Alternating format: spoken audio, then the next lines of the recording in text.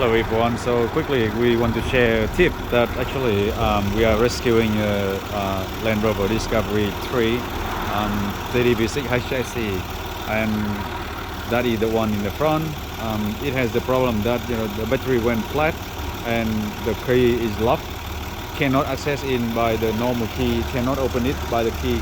So we actually have to try to recharge the car, which actually cannot be recharged from anywhere else except the back of the car. And so we get in another Land Rover here. Okay, any car is fine, but it just happened that we have another same Land Rover Discovery 3 it's in the work, and we bring out the cable that we join the red and black for the positive and negative, and we open the white spot here. Look at this, you will see what we are doing is the red is the one in the middle on the left, on the right side, and the black, you can see the black is the one right in the middle.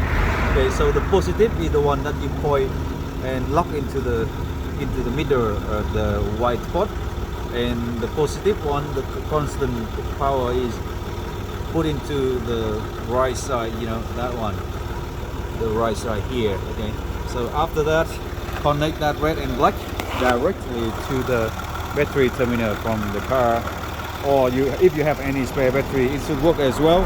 Plug it in about 1 minute, and then we come to the front and get the key, put the key into the left side door over here, which you pop up the cover, okay, and you insert the key here and try to lock and unlock it a few times, and it opens. Okay, without the battery, this one couldn't be opened like that before, but with the battery charged in like that, in just about 1 minute, I could open the car this way.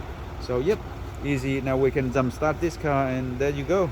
So if you have the same Discovery 3 and you're stuck with a flat battery, that is the very simple way to recharge the car to enough, open the door, and then you can jump start the car again.